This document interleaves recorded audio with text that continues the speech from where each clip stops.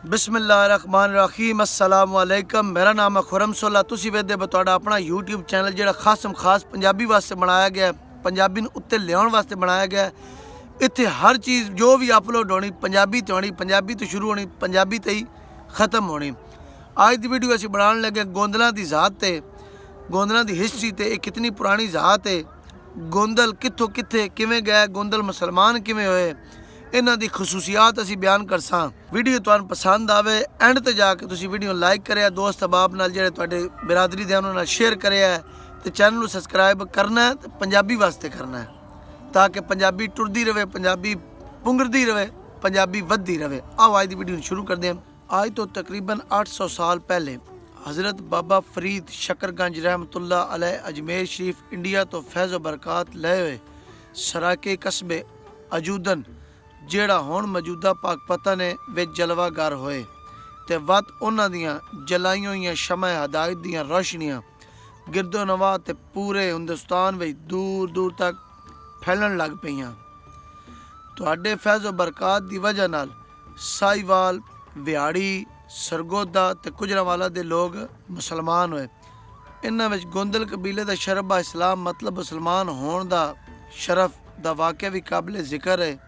ਤੇ ਅੱਜ ਸਾਡੀ ਗੱਲ ਵੀ ਕਿਉਂਕਿ ਗੋਂਦਲਾਂ ਤੇ ਹੀ ਹੈ। ਕਰੋਂ ਤੇ ਪਾਂਡੀਆਂ ਨਾਲ ਮਨਸੂਬ ਸ਼ਹਿਰ ਅਜੂਦਨ ਯਾਨੀ ਪਾਕਪਤਨ ਰਿਸ਼ਤੋ ਹਦਾਇਤ ਦਾ ਮਰਕਜ਼ ਜਾਣਿਆ ਜਾਂਦਾ ਸੀ। ਇसी ਸ਼ਹਿਰ ਦੇ ਨਵਾਹ ਵਿੱਚ ਅਜਮੇਰ ਤੋਂ ਤਰਕੇ ਸਕੂਨੀ ਯਾਨੀ ਹਿਜਰਤ ਕਰਕੇ ਆਏ ਇੱਕ ਹਿੰਦੂ ਜੱਟ ਕਬੀਲਾ ਦੇ ਲੋਕ ਵੀ ਕਿਆਮ ਕੀਤਾ ਸੀ। ਇਹ ਕਬੀਲਾ ਗੋਂਦਲਾਂ ਦਾ ਕਬੀਲਾ ਹੈ। ਗੋਂਦਲ ਕਬੀਲਾ ਜੱਟ ਕਬੀਲੇ ਦਾ ਇੱਕ ਜ਼ੇਲੀ ਕਬੀਲਾ ਹੈ, ਜਿਹੜਾ ਜੱਟਾਂ ਦੇ एक नामवर सपूत गोंदल के नाँ तो मनसूब है। ये आज तो तकरीबन 750 साल पहले की गल है, जदों इस कबीले का सरदार घन्नू आई, जोड़ा गोंदलों की नौवीं पुश्त में आई, यानी कि गोंदलों की नौवीं पीढ़ी में आई, जिथे इस कौम के नौजवान जली नडर ते जाबर किस्म दे आन। उत्थे इन्हां दे बजुर्ग इंतहाई ज़ैदक ते संजीदा मिजाज सन। खेती बाड़ी इस कबीले का पेशा ते चंगे नस्लों के डंगर पालना इन्हां दा पसंदीदा मशगला यानी शौक आई। बाबा फरीद शकरगंज रहमतुल्लाह अलैह दे खुलफा मुरीदैन गाह बगाह तबलीग दीन वास्ते इस पटार विच आया जाया करदे हन। बाबा फरीद शकरगंज रहमतुल्लाह अलैह दे हुक्म दे मुताबिक इस कबीले दे लोकां दीयां दावतां भी करदे सन। मजीद बरा तालीफ कलूब दे वास्ते इन्हां दे माल डंगर दे वास्ते चरगां दा भी इंतजाम करदे हन या मुहैया करदे हन। गोंदल कबीले का सरदार घन्नू बाबा फरीद शकरगंज रहमतुल्लाह अलैह दी इन्हां मेहरबानियां तो बड़ा मुतासर होया ते बाबा होरां कोल इज़हारे तशक्कर वास्ते चला आया। इं कबीले के लोग ते बाबा जी दे खुलफाए मुबगलीन आपस में घुलन मिलन लग पे। आखिर वो ही होया जेड़ा होना आई। निगाह दी तेगबाजी, सपा दी तेगबाजी ते गालब ते मस्ताक दे दरवेशा दी निगाह मस्त ने अपना काम कर छड़िया। सरदार घन्नू अगली बार अपने दीगर अमायदीन नूं भी बाबा जी के दरबार ते लै आया। ये सारे लोग हज़रत निज़ामुद्दीन औलिया रहमतुल्लाह अलैह दे दीगर खुलफा के दरमियान मौजूद हैं। जमीन ते दस्तरखान विच होया आई। सादा सादा जंगली फल, सत्तू, बाजरे दियां रोगनी रोटियां, साग, गुड़, लस्सी वगैरह दस्तरखान की जीनत हाई। बाबा जी के खुलफा ने इंतहाई मसलत ते दानशमंदी के अंदाज विच घन्नू कबीले के आए मेहमानां नूं दावत इस्लाम दिती। कबीले के सरदार घन्नू ने जवाब दिता ਉਹ ਸਭ ਇਸਲਾਮ ਦੀ ਜਿਹੜੀਆਂ ਉਹਨਾਂ ਨੂੰ ਤਾਲੀਮਾਤ ਦਿੱਤੀਆਂ ਜਾਂ ਉਹਨਾਂ ਤੱਕ ਪਹੁੰਚੀਆਂ ਨੇ ਬੜੇ ਮੁਤਾਸਰ ਹੋਏ ਨੇ।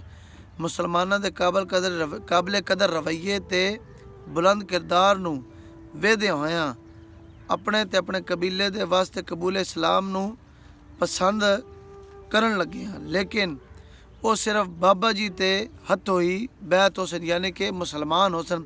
ਬਾਬਾ ਜੀ ਉਹਨਾਂ ਨੂੰ ਕਲਮਾ ਪੜ੍ਹਾਉਣ। ਗੋਂਦਲ ਕਬੀਲੇ ਦੇ ਲੋਕ ਬੁਲੰਦ ਹਿੰਮਤੀ ਕੁਵਤ ਦੇ ਮਾਲਕ, लेकिन हालिया हिजरत तो बाद अपना कोई मुस्तकिल ठिकाना ना होने की वजह तो परेशान हाल किसी नवे ते मुस्तकिल ठिकाने की तलाश में सन।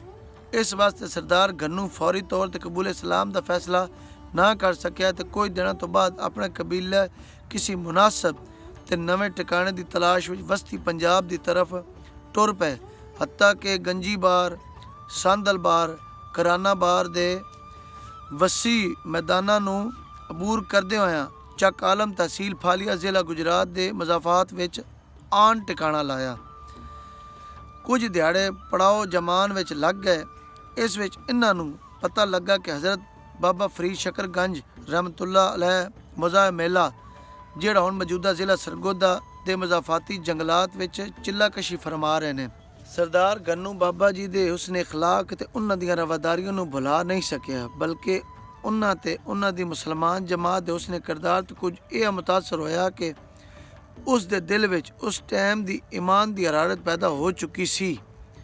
ਇਸ ਵਾਸਤੇ ਜਿਵੇਂ ਹੀ ਪਤਾ ਚੱਲਿਆ ਕਿ ਬਾਬਾ ਜੀ ਇੱਥੋਂ ਬੜੀ ਕਮ ਦੂਰੀ ਤੇ ਮੌਜੂਦ ਨੇ ਤਾਂ ਉਸਨੇ ਫੌਰਨ ਆਪਣੇ ਕਬੀਲੇ ਦੇ तमाम सरकर्दा हजरात ਨੂੰ जमा करके ਉਹਨਾਂ ਦੇ ਸਾਹਮਣੇ अपनी ख्वाहिश का इजहार किया कि वह बजाते खुद इस्लाम कबूल करने का पक्का इरादा कर चुका है और उसकी ख्वाहिश भी है कि कबीले के सारे अफराद हमेशा की तरह अज भी उसदे नाल टुरन।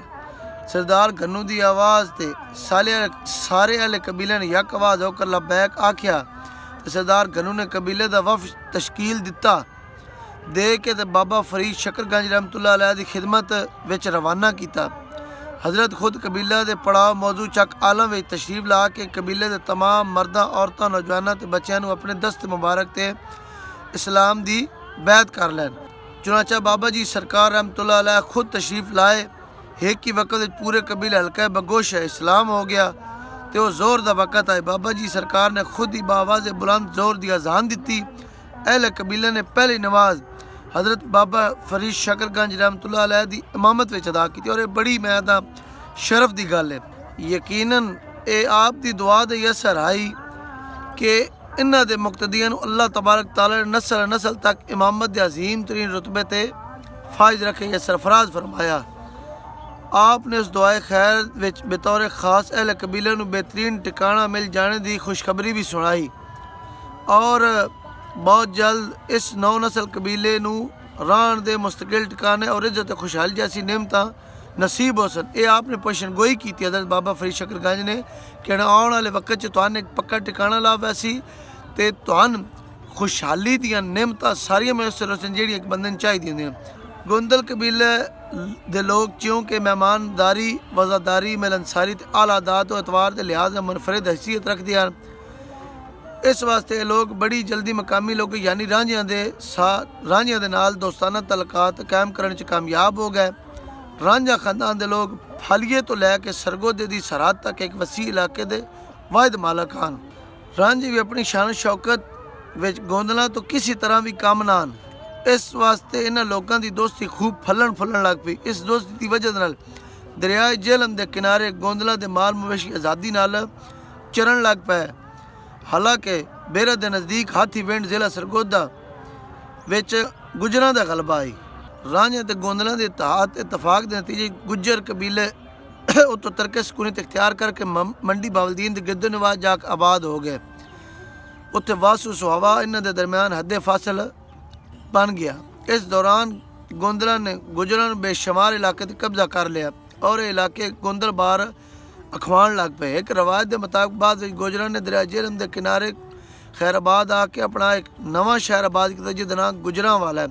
इतने तुहानू भी मैं दस छड्डां कि गुजरांवाला दो जाए तो गुजरांवाला कई जाते आदन कि गुजरांवाला आबाद किया गुजरां आजाद के लोग तो कई जाते आदन कि गोंदला गुजरांवाला आबाद किया जिथे वो मजीद खुशहाल जिंदगी गुजारन लग। क्योंकि हुण चनाब ते रावी की आबी जखायर तो अपने माल मवेशी डंगर बेहतर तरीके नाल पाल सकते हैं। गोंदल ते गुजरां के दरम्यान अरसा दराज तक दुश्मनी ते मुखालफत रही, लेकिन बाद में जनाब हज़रत बाबा फरीद शकरगंज रहमतुल्लाह अलैह दे फैज़ नाल इन्हां दी दुश्मनी दोस्ती विच बदल गई। क्योंकि दोवें कबीले बाबा फरीद शकरगंज रहमतुल्लाह अलैह दे बैतान पीर भाई भी हैं ते दोनों बाबा फरीद सरकार दे अरतामंदा विच शामिल हो गए। इत्थों तक इन्हां दोवां कबीलियां आपस में रिश्ते नाते भी होने लग पे जिहड़े अज तक भी जारी ने। यही वजह है कि गोंदलों में एक खानदान जिन्हों ननिया गुजर कौम आते हैं गुजरांवाला के गिरदों में एक मकाम ते आबाद ने। इस बस्ती का नाम गोंदलवाला पै गया। इंज बात गोंदल कबीला कुजनाला गुजरात फालिया मंडी बावलदीन ते गिरदोनवा के इलाके में फैलता चला गया। इस कबीले के कुछ बुजुर्गान आज तो 300-350 साल कबल हिजरत करके जेलम के मजाफात में आबाद होए। इन्हां दी आइंदा नस्लां भी इत्थे ही परवान चढ़ियां।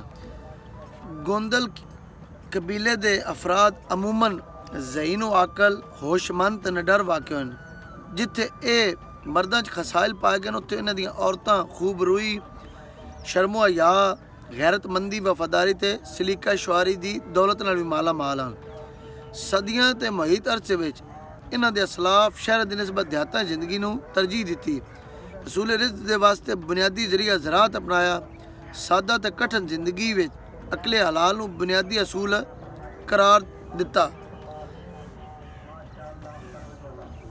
बाद वसाइल के बावजूद फनूनो अलूम दे असूल कदी कोताही नज़र नहीं आई। यही वजह रही है कि इन्हां दे असलाफ की जिंदगी इमामत, नियाबत, खिताबत ते तबा बल्कि इंज आख्या जाए कि गैर मामूली सलाहियत ताईं माशरे में गोंदलों की अजमत की पहचान रही है।